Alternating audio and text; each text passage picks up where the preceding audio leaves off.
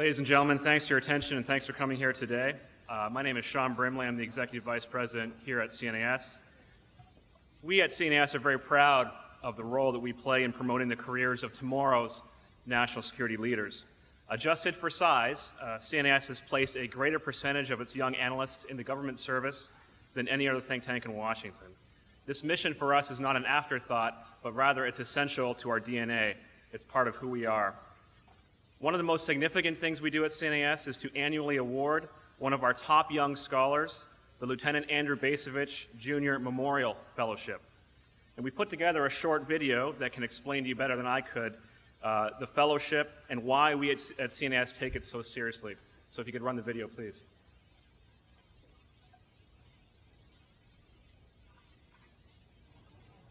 Well, my wife and I have 3 daughters.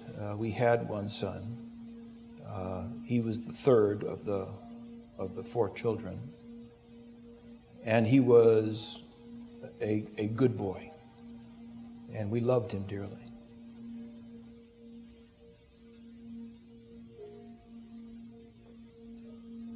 As my son matured, and as he began to work, and indeed to include his time in the Army, I got a sense that he was developing a very powerful shrewdness, an ability to see through pretense. I had a sense that applying that shrewdness, that deeper understanding of events, was something that he found very satisfying. Being able to see beneath the surface of events can enable you, could have enabled him to make a real contribution, to make a difference. This was a young man who was just beloved by everyone who served with him, and who had aspired to have a future career in public service in Washington.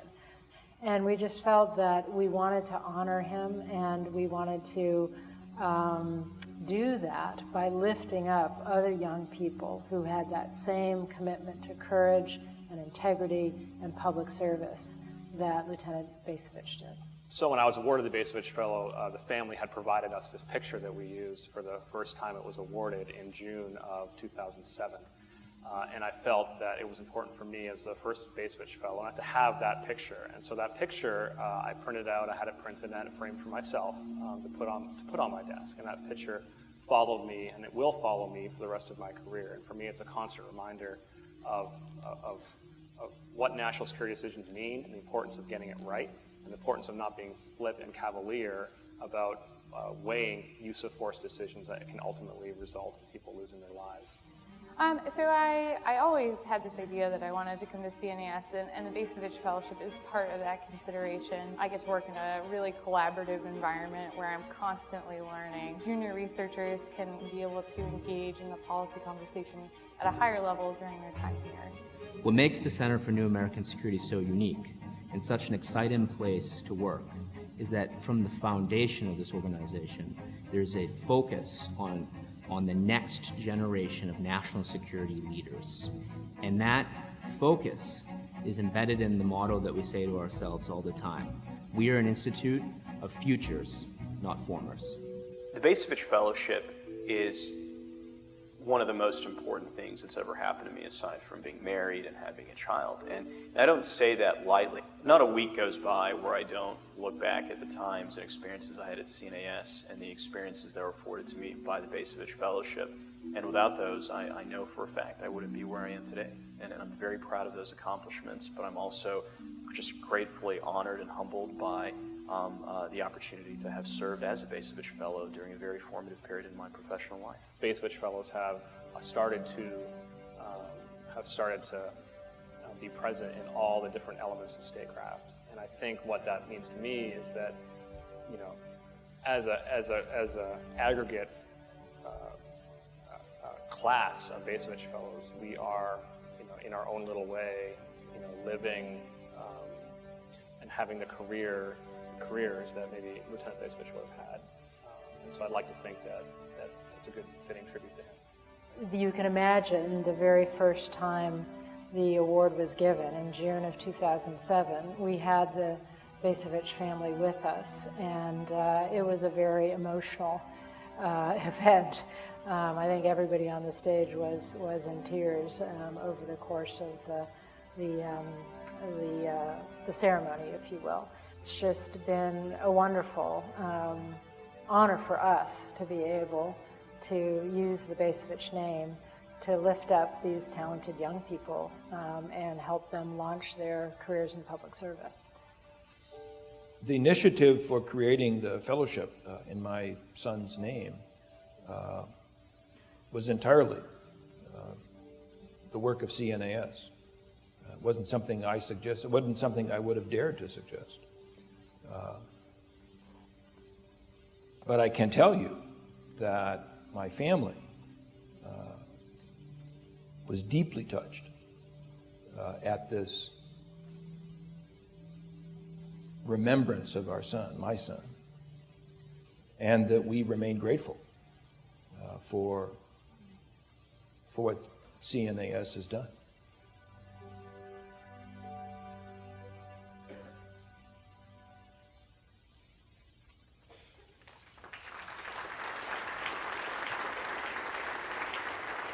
Thank you.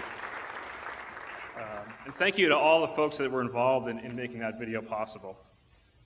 As the video described, for the past 9 years, the Bacevich Fellowship has been awarded annually to a young CNAS analyst whose performance, professionalism, and dedication to public service most honor, we believe, the memory of Lieutenant Bacevich. And we're so pleased to have Professor Bacevich here with us. Thank you again, sir. You've been with us every single year. This is our 10th award of this fellowship, along with several previous fellows, both on stage and in the audience, to recognize this year's recipient. So let me take a minute to introduce to you Nick Harris. Nick came to CNAS in 2014 as a research associate in our Middle East program.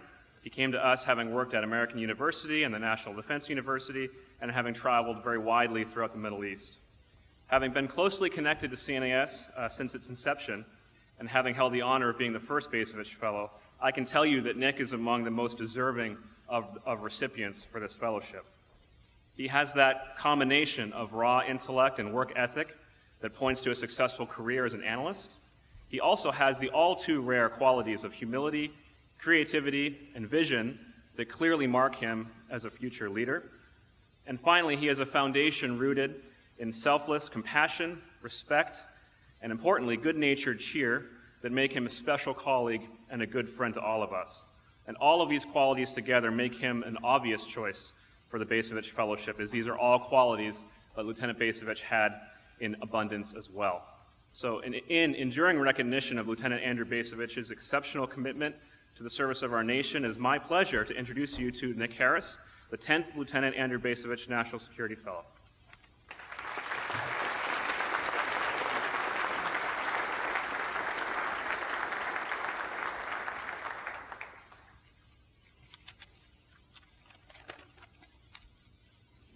Thank you, Sean.